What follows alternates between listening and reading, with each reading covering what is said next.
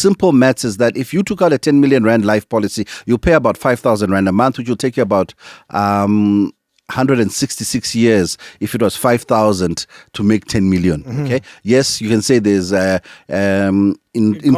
compounding. Yeah. Take out 50% for compounding. It's still 80 years. Are you going to work 80 years? No. Let's start knowing, because now we can beat them at their game. King David Studio Podcast. It's another session with Gerald Mwandiambira. It's the last one we had. The comments. Some were very friendly. Some were saying, "Geez, we've just learned something," and some were realizing that maybe there's a lot we don't know as people of a darker shades in the SADC region. Or maybe this knowledge is known by other people in the rest of Africa. I don't know. I guess today we decode this color of our skin and the knowledge that we have, and maybe the challenges that we think we probably do know that we have some of these challenges, and most of them probably have to do with the color of our skin.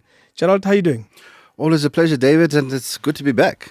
Thank you so much. You dressed up, my man, like you're going to help me pay lobol. Well, just like other people were saying, hey, what kind of financial planner goes in a sweater? So today I came to show that I actually can be a financial planner dressed up. Yeah. I must admit, when you walked in, I felt pressure, so I had to go put on a shirt and a tie. Yeah, no, sometimes you need to look the part. So today I am talking financial planning from a financial planning point of view. Tell us what you do. Tell us what services you offer. What I do for a living is that I help to unlock your full potential in terms of what you can do to create wealth. Wealth is relative to how much you earn, but everyone who has an income can create wealth. I sit down with my clients and show them their strengths and show them that there's nothing wrong with them. I take away that veil of I'm black and I'm cursed. And I told them you're black and you're strong and you're going to create generational wealth. I tell my clients we're going to keep it simple. We're not going to fancy, fully fungible international investments and talk price earnings. Do I know that stuff? Of course I know it. But I know to my kind it's going to be, let's talk basic. I'm going to help you create an income. And I'm going to help you create an income which will ensure that you have more than you need to live and can leave something for your children. In order to be part of my practice, I'm building a practice where I want 50 families or 100 people. You need to have a house for each of your children. You need to leave a house for each of your children, a trust fund with a moral clause which will ensure that generational transfer doesn't go into hands which are not ready for it. Okay? And lastly, I want you to educate your child on either what you do or something which is going to give them value when they grow up. Tick those 3 boxes, then I can work with you. So day 1, I want 3 houses if you have 3 children. You don't have them, how are we going to get them? Let's use their money against them to beat them. Hey, now we're talking. Now we're in a place where we're saying, okay, we're working towards something. And when we are part of this family of the family office, we're going to have a situation where when black opportunity comes, it stays with us. Who wants this? There's a business. I saw at work, there's something for sale. Do you want it? Who wants it? I'll show you how to use it.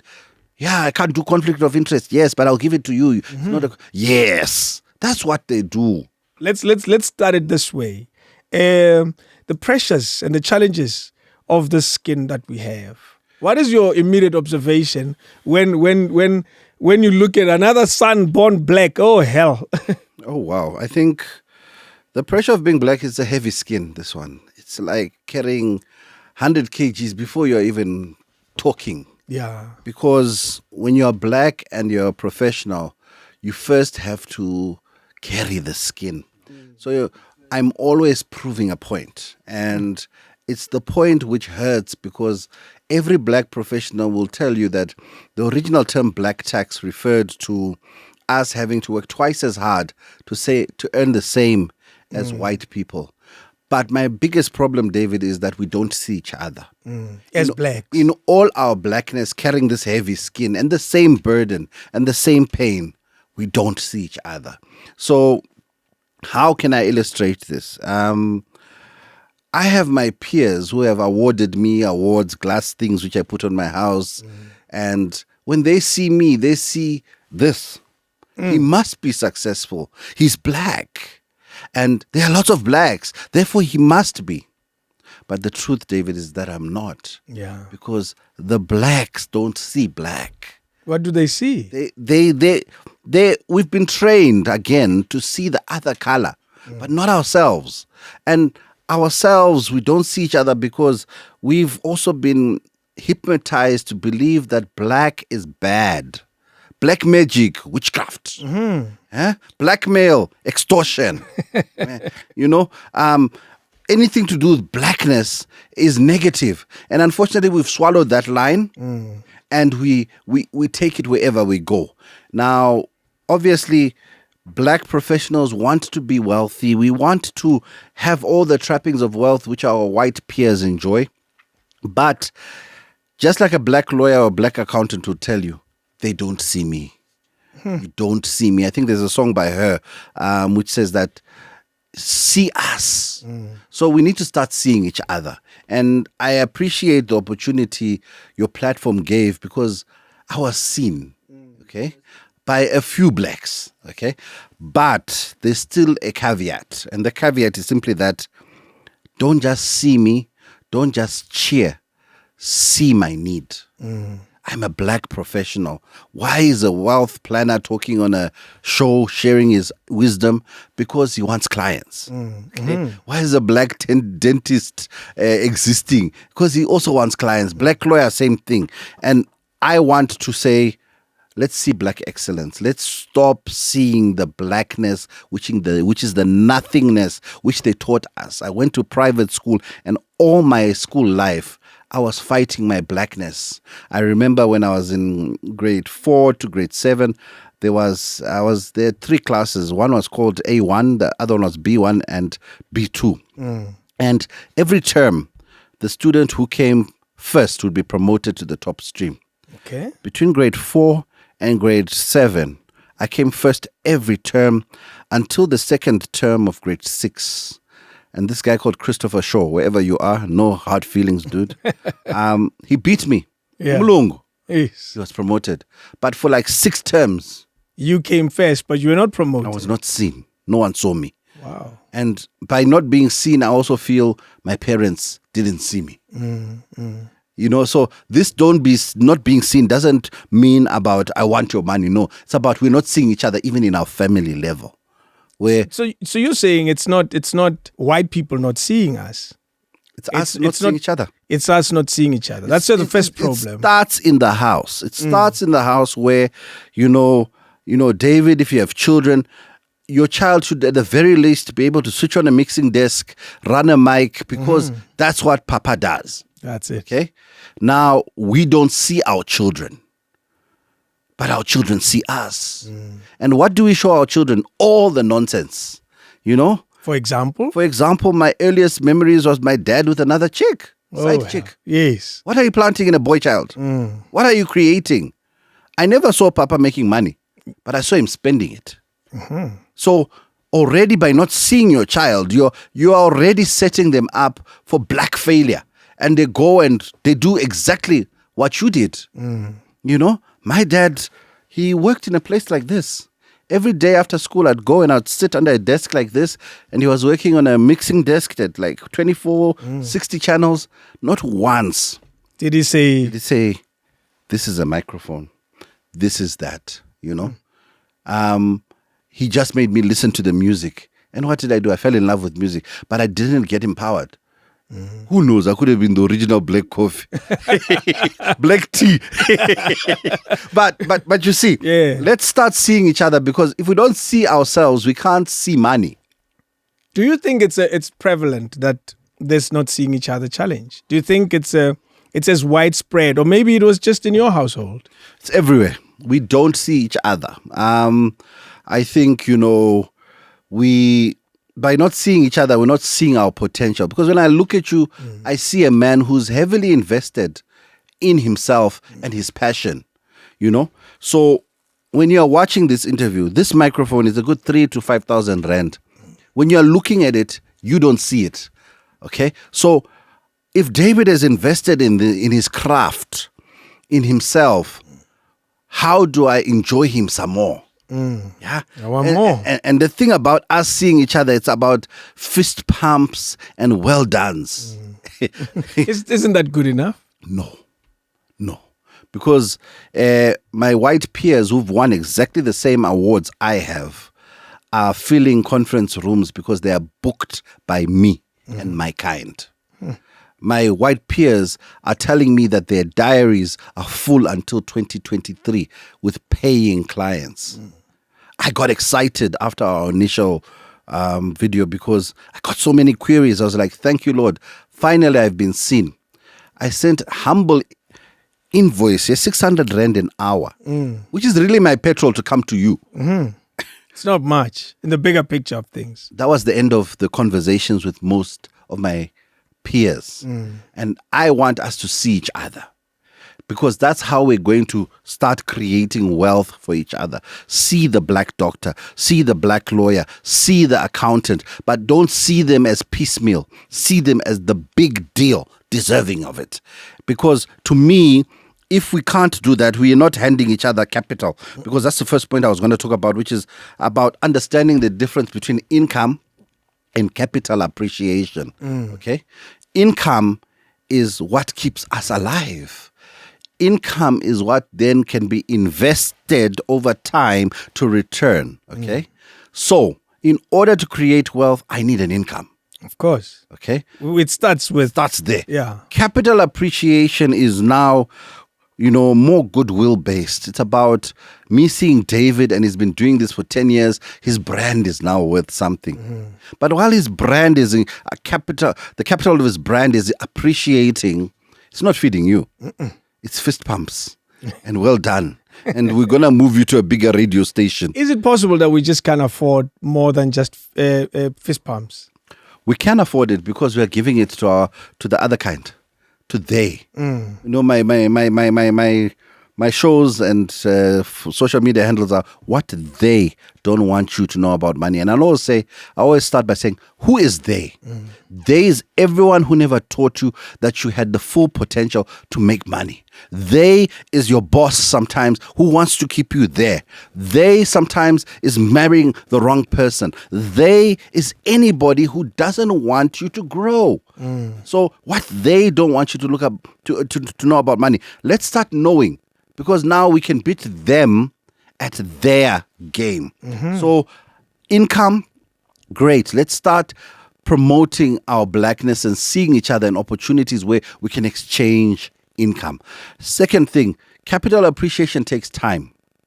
And this is the main reason why we can't create wealth, is because they've also brainwashed us into believing that when you put money aside, they tell us about capital appreciating assets. Easy equities, I won't say the brand names, the shares, and all these places where your money needs to sit for 15 years, David. For it to be worth it. For you to enjoy it, yes. But it's not giving you income. Dividend yield is 2%. It's nothing. But that's what our kind rush to. Equities, shares. It's what we are bombarded with. But they're telling you that because they want income from you. When you buy a share, where's the money going? It's going to him, them.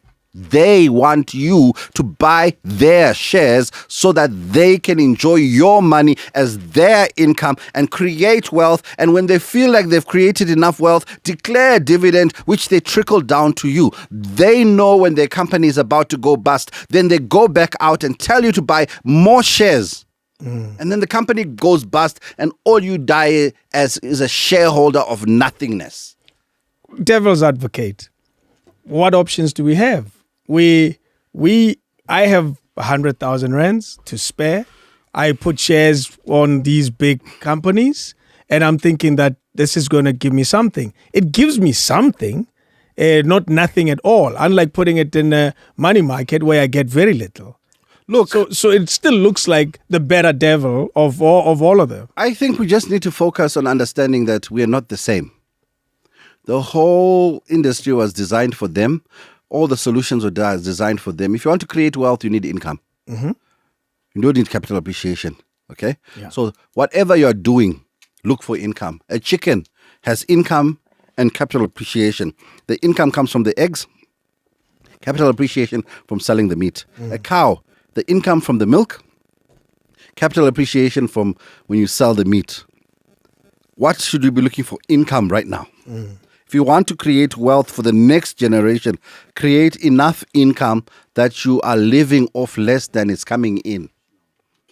If you are spending more than is coming in, you're not getting wealthy. You're staying stagnant, or you're even going backwards because inflation is eroding the value of our money. So number one is, let's start demanding income-based assets.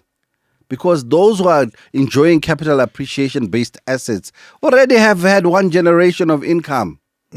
So they can wait. They can wait for money to grow. We can't. We can't even wait 5 years, because such is our need for income. It's the reason why we go to work. It's for income. So your answer to your question, you've got 100K. What am I going to do with it? Look for something that's going to give you income.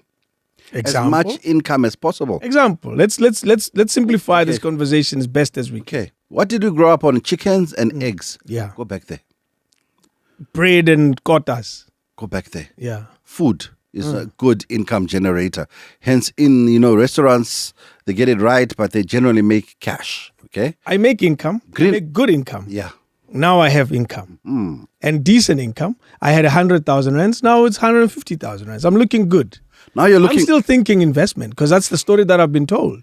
Investment. Get that word out of your head. Investment for the what? Let's start focusing income. Take your 150. Okay. What are our needs? To be, when you want income, you just look at how we live. What do? We drink a lot, we eat a lot, and we sleep a lot. Okay. So accommodation for those who like to sleep or want to have a roof over their head. Alcohol, yes, it has money. It's an income business. Food is an income business. So let's focus on the primary resource-based stuff we grew up on. And it worked, because that's who we are by nature, of trying to get the first generational wealth creation. If you want to be fancy and use the solutions on the market, go rather rather put money into a good life policy, where David knows his life is worth 30 million rand.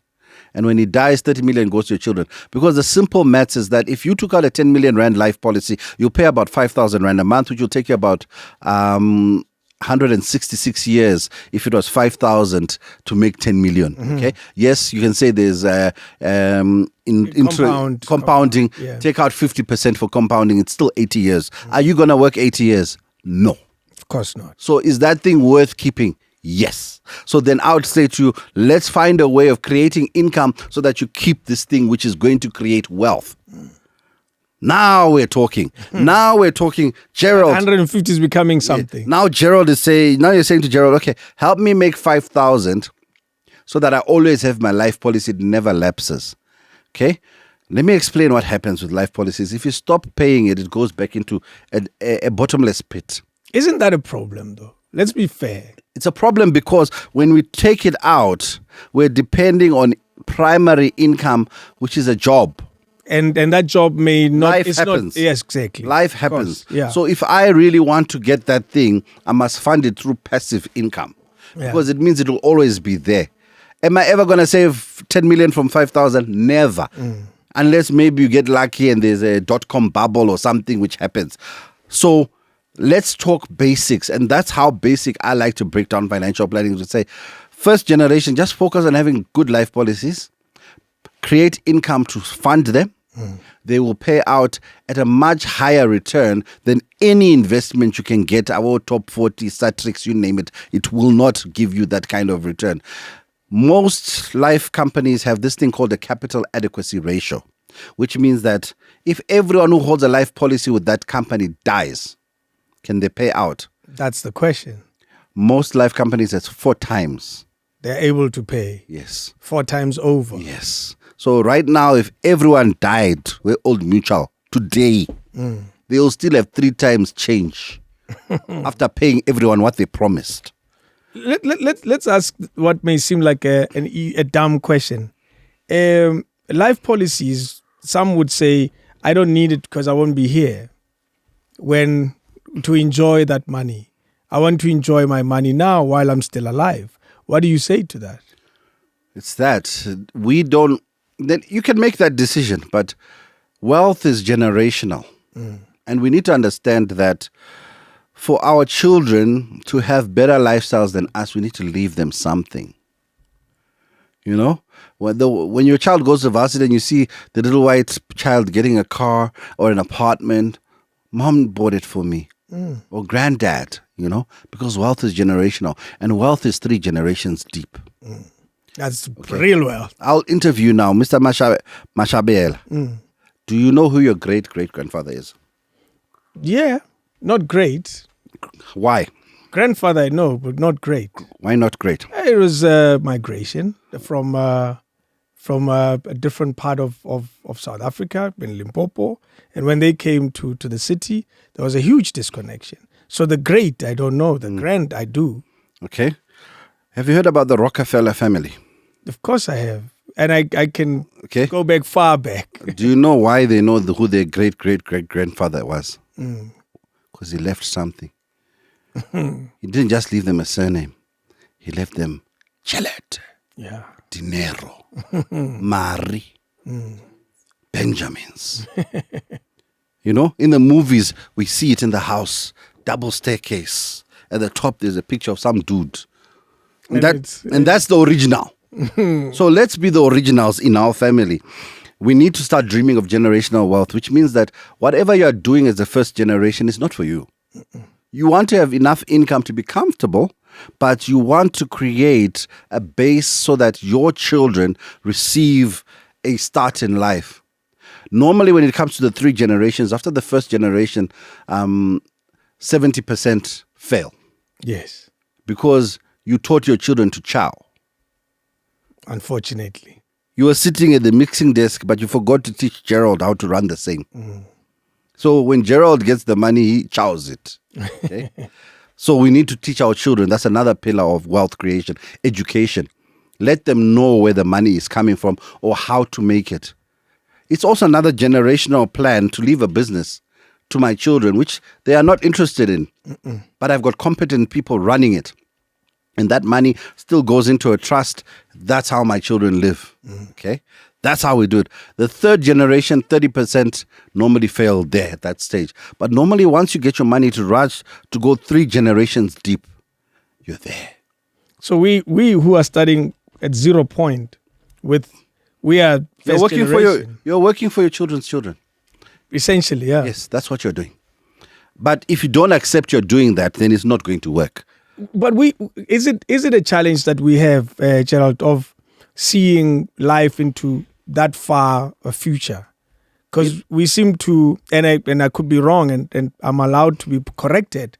We seem to see it just maybe on a weekend or months, but certainly not generationally. Because we don't tell the stories. So even when you look at media, besides media portraying us as there's something wrong with us, we don't tell any story which is more than a lifetime. Everything about us is about the moment. Watch any TV station that's designed for our kind. The adverts which will follow: liquor, food, entertainment. And it's in that order over and over and over, or just consumption, cooking oil, sugar, washing powder, toothpaste, Try log on to a Afrikaans station and see the adverts they're talking there. It's not the same. They're not the same. In fact, they have very little liquor. They have a lot of banks, a lot of insurance companies, and a lot of things which are designed to help them to preserve their privilege. Okay? But we don't watch the channels because we're too busy hating on each other and watching soapies where we're either drug dealers or killing each other. Okay?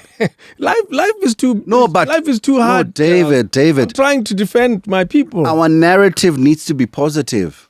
Life is too hard. Let me give you an example. What we are talking about here is important. You and I will agree on that. However, it won't hit 1 million views. Yet everybody has a choice what they want to watch. Yes. They will choose not to watch this and choose to watch something else that's far more entertaining. do you fault us for wanting the easy way out? We need to- out of a difficult Yes, day. I want us to celebrate our blackness and emancipate ourselves from mental slavery, as Bob Marley said. We are in mental slavery. We need to see the good in us. We need to change that narrative, you know. Instead of a father showing himself cheating on his wife to a son, why doesn't a father teach his son trade? So you're saying this problem that we seem to be having of looking for the easy way out is generational as well. It is generational. It is generational. And how do we break the curse where we are right now? Yes. By watching more of this kind of content, by reading more about the things which help us build each other. Money creation and wealth creation is not secret. It's simply do what they did to create wealth. And then if we do that thing, what we're going to end up with is the similar result. So, for example, women. Yeah, let's respect our women as black people. Let's respect them and not objectify them. We don't own them. But let's respect them as nurturers and mothers of our nation. We seem to have been taught a different No. narrative. Yeah. We like women to pleasure us as men, black men. Hence, the women who tend to win are the seed eaters. From my last show, the ones who are just consumers. The nurturers are the ones who talk sense, but we don't want that. I want a seed eater who's going to say, baby, let's go to Dubai. For the what? It's fun. Fun. Yeah. Fun ends. Everyone watching this show knows what it feels like the morning after you spent money you shouldn't have spent.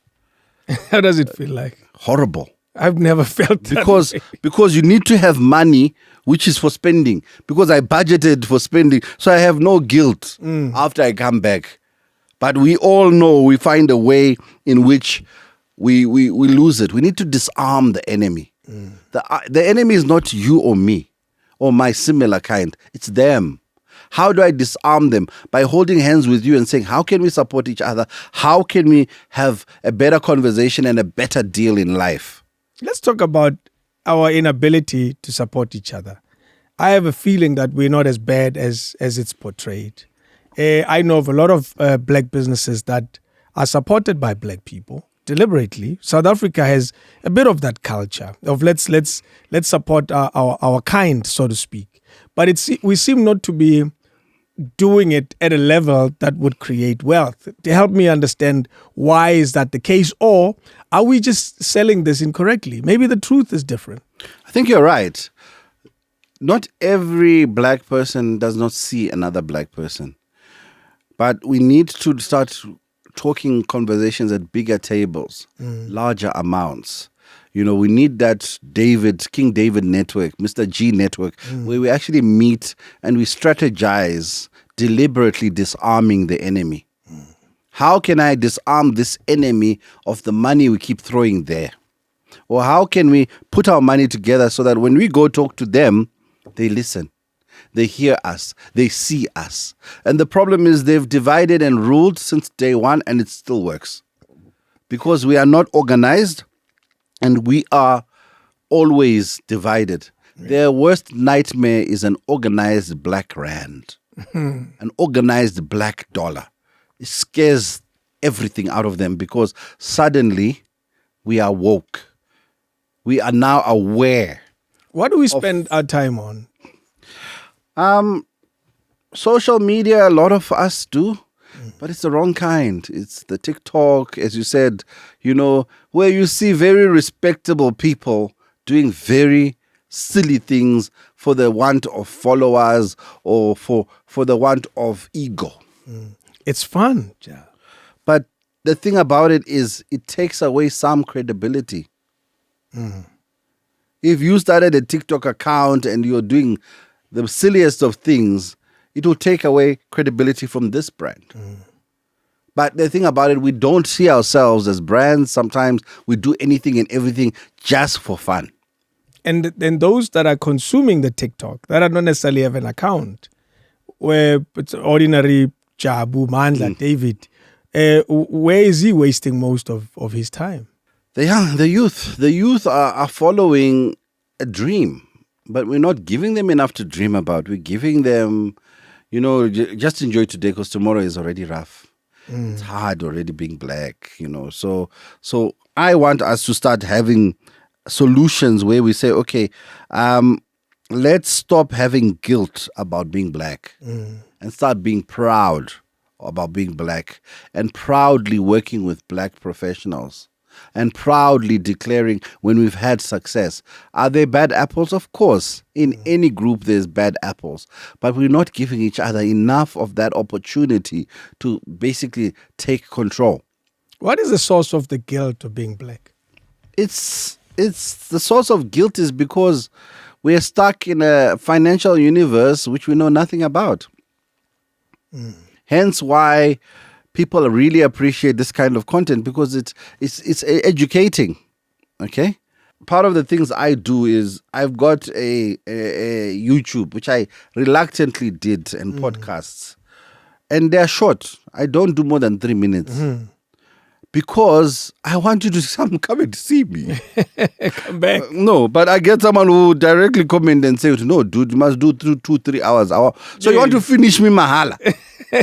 And my children must have air pies and what. So let's see each other. But the thing about it, they see you on YouTube and they think that because you have 30,000, 40,000 followers, you've made it. No, let me explain to you the numbers around YouTube. Again, for you to, if you have 100,000 followers on YouTube who are doing decent watching, you're making $2,000 a month. Yeah. It's nothing. It's Absolutely. nothing. Yeah. If you have 1 million followers, you'll be lucky to get 20,000 a month. But to make money on YouTube, you need 1 million. Neither of us are anywhere near 1 million. By a long shot. It's 18 cents a click, for every 10,000 or something. So let's start realizing these things because we are fist pumpers. Many people are watching it, is making money. No. For you to make 2,000 measly US dollars on YouTube, you need to have 1 million followers. And when I saw that number, I was like, I'm done. I ain't doing this thing.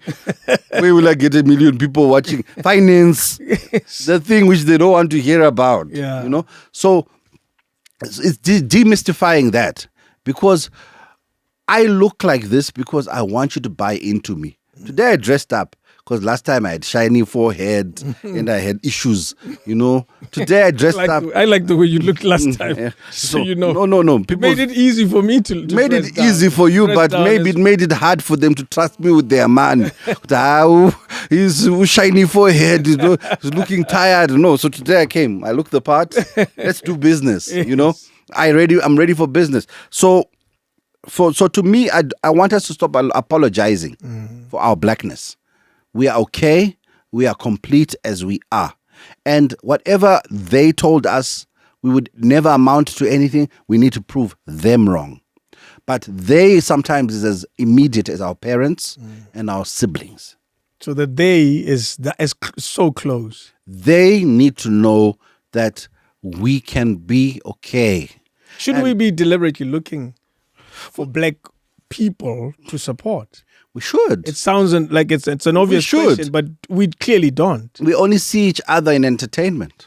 Yeah. Blackness is very easy when it's sport or entertainment. As a professional, blackness is another conversation. Here's the pain point. A white planner who wrote a book similar to mine, in fact, I'll tell you straight up, inferior to mine, gets sponsorship, book printed, published, he walks away with money. Is it because supported by his own kind? Yes. It's supported by his own kind, to put it there. But who flocks to buy it? Us. We are the biggest customers. We're the biggest customers. I'm not hidden, David. I've been doing this thing for 10 years. I've had Twitter, YouTube, podcasts. Even SABC. I've got over 100 hours of audio. Yeah. I'm not hidden. But we need to see me. And beyond my surname, beyond my color, where you almost close your eyes and hear what I'm saying. Does it resonate to you? Are you that person who wants to create a better future for your child? Do you want to hear someone who's going to tell you, private school, excellent idea for grade 1 to 7, because the basics of learning are there. Terrible idea, high school, because at high school, they're going to get moshad. Drugs and sex and things are lurking in the privileged high school, more so than one which is less. But these are conversations which only a black person can tell you. Only a black financial planner understands black tax. But is it a challenge amongst black people? Yes. That very thing you're talking It's a about. big challenge because right now some people have not seen past my Zimbabwean identity yet. Yeah. That's all they see. Some people are still stuck on my surname. Yeah. Here's the thing, David. After my name, what's the next most Googled thing about me? I wouldn't know. We can check it. Gerald Mwandiambira wife. What's my wife got to do with what I do for a living? Well, maybe they find you interesting and they're interested. Most of So my they want to check if you're married or not. most You of my can't fault people. I for checked that. most of my followers, 70% are male. Wafunani. With your wife. Yeah. They're not looking at Gerald Mwandiambira practice, office, address, contact details. Well, there's someone that made a comment about your glasses. They said that you're wearing nice shades. So for me, it's about understanding, Kuti. See past the things which don't matter. Yeah. Do Gerald Mwandiambira awards. Pa, pa, pa. Do Gerald Mwandiambira, see how many Google pages. Do Gerald Mwandiambira news. That works. Then I build credibility. Then I can talk to you about business. Stop doing nonsense and try to Google my personal life.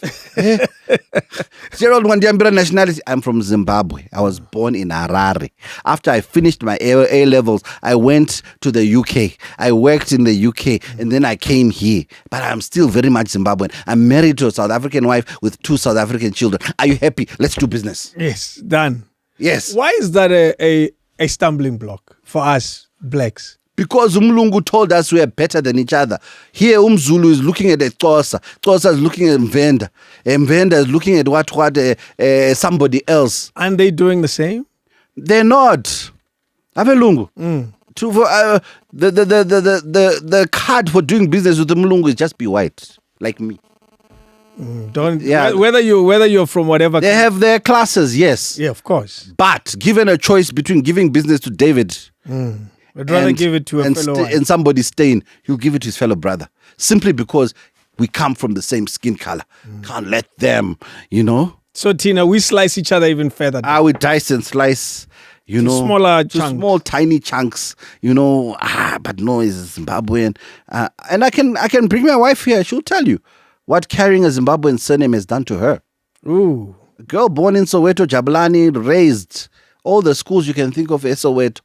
But because she took on my surname, her life took a different tangent. She now has to first explain, I'm a South African. First. And then, okay, you're a South African. Now let's talk. Why? Why do we put these invisible gates? Why do we put this in? When I listen to the King David show, I don't Google you to find out to what tribe are you, etc. It's because I want the content and it's good.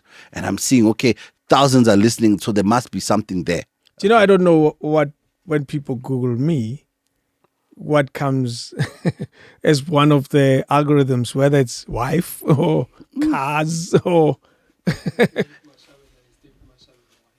Oh, wife. No, black men. I don't know. But That's David Mashavela wife. wife is it's always at the top, dude. I wonder. I didn't see that coming. So I've never cared, I guess. So for me, I'm not married, for the record. yeah. But here's the catch. When I stayed in the UK, my skin didn't run away. It was still there. Of course. But for them, it's good darky. Pat his skin. No, good darky. So you've been a good darkie. But why do I need to be a good darky to make success? Because you can be just a darkie. I can just be a darky and be happy to be a darky. Okay? But where my career has taken me thus far, I am now back at that point where I'm saying I'd rather be a good darky. Yes, because at least there's something there. At least I will eat. Yeah. Because my kind think I fly around in a broomstick, and even if I'm on giving useful information or I've got a book, they want it for free. I watch my website. Hey, so my book, I'm doing a crowdfunding for the new book. They click buy, Okay. then they see the price, then they Unclick. cancel. They unclick and move Unclick. on. But is my price exorbitant? No, it's the same price as Umlungu's book in the shop. You know, if anything, mine talks blackness because I can tell you how to deal with finances of your family member in jail. Jeez. Those are some of the stuff. Those are the topics I put in my book, dealing with a family member who's been arrested. When I've sat at the, you know what's that song they use on TikTok? You want to play with the big boys? Yeah. When I sit at the big boys table, and I've sat at the big boys table, I have told them to see us. Yeah. And I fought for us. To the point where they're like, we don't like that guy. He's too woke. He knows too much. He knows too much. What is being woke in this context? Exactly the stuff we've been talking about. It's simply that. Yeah. It's simply me not being afraid to tell the CEO of a bank that your products are not designed for black people. The only black product you have is a funeral policy because you want us to die. Hence, the only product where an entire family is covered is a funeral policy. The rest of them are... No. The one which can create wealth, a retirement annuity, you will give it to a group of people who are commonly bonded by employment, but you won't give it to a group of people who are family. Why can we not have a family retirement annuity? In fact, the insurable interest of family is much stronger than employer-employee bond. Of course, yeah. Okay? Why is it that your current account and the benefits of that account, I can't spread them to my family? Why must I be the one who gets airport lounge access on my card when my whole family wants to fly now and again? Why can't they also go there and eat? Use the same. Those are woke conversations. Those are dangerous conversations I'm having. It's called dangerous talk what I'm doing right now. Because somebody will be like, hey. I was about to ask, what reaction do you get when you have those type of conversations? You're going to make us make less money. Let them not know what you know. But those things you speak of also affect the white race. It's not like they have a special funeral policy and a special lounge and so forth. I don't need a funeral policy if I'm eating my grandfather's money. He died and I'm still eating his money. You'll be able to bury... I understanding with generational wealth, you can live in your entire life without having started eating your own money. That's generational wealth. It's called a usufruct. Where you simply have use of assets which you have no idea where they came from. There's even calculations for it. Why can't we enjoy that? Why is it a problem when I mention that we need that? We need to have that kind of enjoyment of wealth transfer. When I die, I want my will to say, Testator, Gerald Chemunora Mwandiambira. Then I'll have people who are receiving my inheritance. But I can't create that inheritance if I don't have income. And I'm getting fist pumps to feed my family. Okay? Then I will then simply say, I'm repentant. I'll be a good doggy. I'll teach you how to get more money out of the doggies. Let's create a special policy which is linked to an alcohol bottle. You know? Now let me exploit my people. How do they exploit us? Because they used they don't know about us. But to know about us, there was always the house sneak bro who told them what's going on in the field. That's how Sundowns lost. Let's not change the subject. There was always some guy in there who knew more about us. As we conclude, is there hope? Look, I don't know, hey?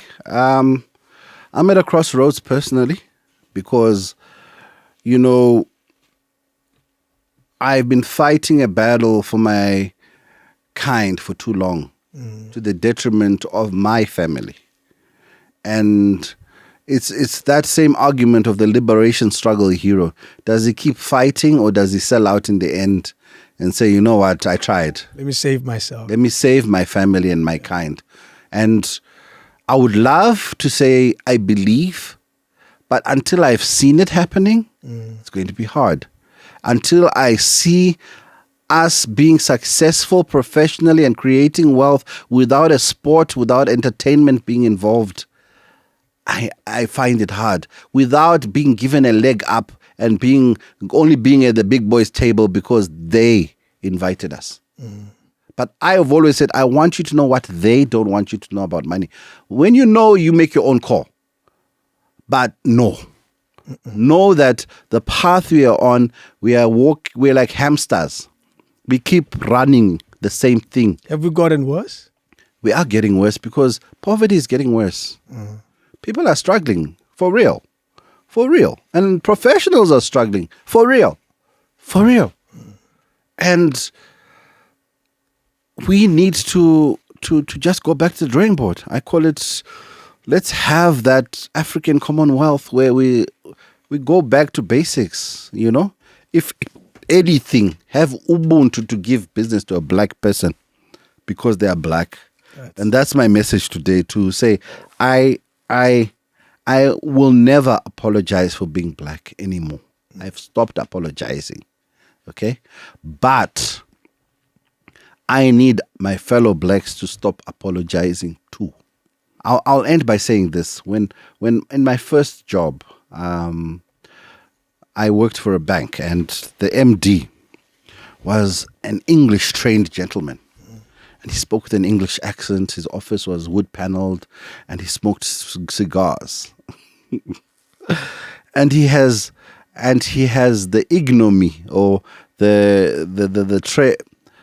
Google it and you'll find out who I'm talking about. He's the only black man to ever be accepted in the white man's club in London.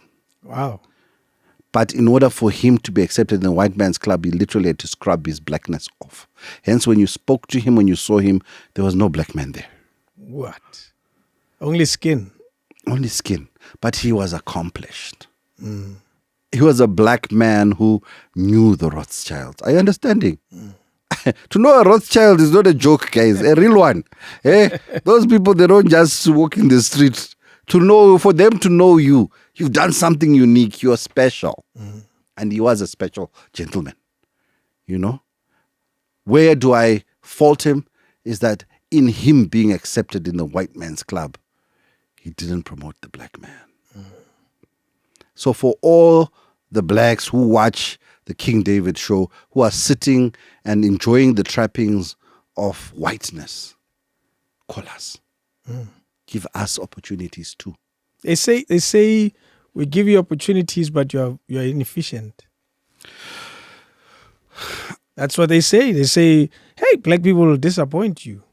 Okay, David. Your family has been washing windows for 3 generations. You know the latest window washing technology. And you know how to wash it clean. You hire a black man whose family has never washed windows, but they want to start washing windows. Will there not be accidents whilst I'm learning how to wash windows? I don't have the budget for your accidents. But you must have the tolerance. I can't afford. Tolerance can be quite expensive in that context. So then my point is simply that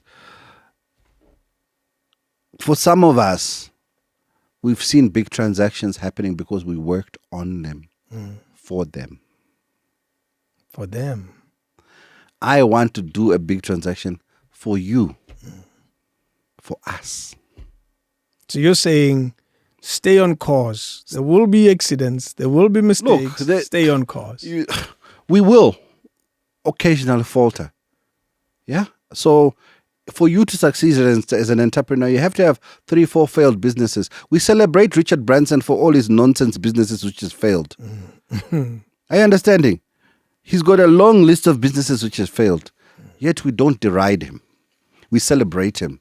Because on the ones he got it right, he got it damn right. Black man. Gerald, he failed there. And he failed with that other one. And that one, he's useless. He's finished. So when I write about my failure or tell you about my failure, you see a failure. When they write about their failures, we celebrate them for having picked themselves up and reinvented and finally got it right. You see lessons they've learned. Lessons they've learned. Rich dad, poor dad. I like that. Rich dad, poor dad. Let me tell you, that whole book says one thing. Use someone else's money to make your money. That's it. Okay? So all I'm going to ask you is, where's your money going? to somebody else who's making money with it. So if I want to teach you about wealth, I want to teach you about bringing money to you. Attract it. Yeah. Attract money. That's how you create wealth. Is everyone going to be a billionaire? No. But first, be comfortable in your skin. Be comfortable in your skin. Have dignity. When you see a security guard, greet them. They are people too. When you see the car park attendant, greet him. Even if you're not giving him 5 rand, acknowledge him. See him. We've said it. We wave at each other like we're flies. Like we disgust each other. We are nyanyisa. Filthy beasts. But You are harsh on us. But they do that to us all the time. Are we learning that? We walk through their corridors and they don't greet us. They smile.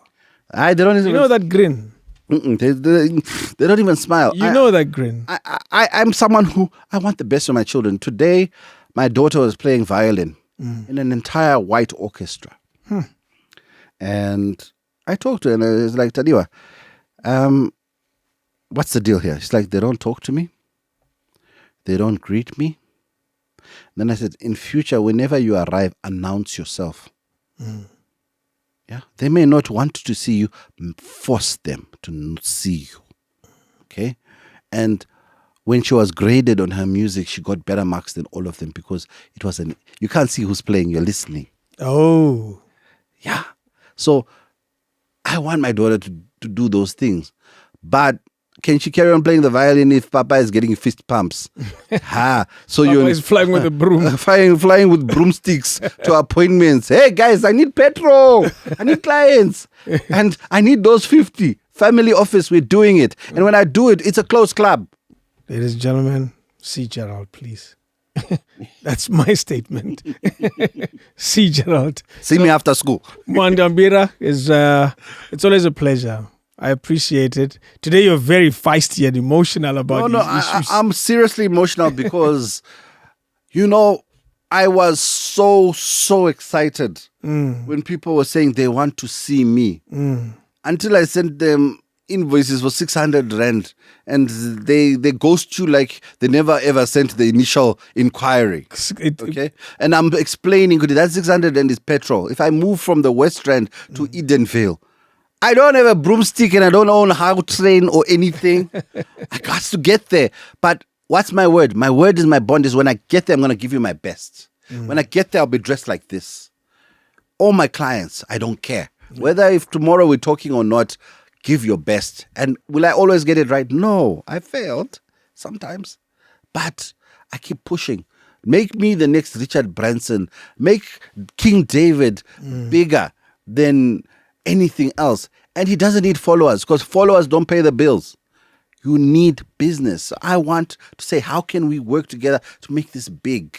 Because we need to go past entertainment and sport and see him as a broadcast professional. And a broadcast professional, how can I bless him that he becomes what he can be? You said it. Thank you so much. We had it. We'll do another one. Why not?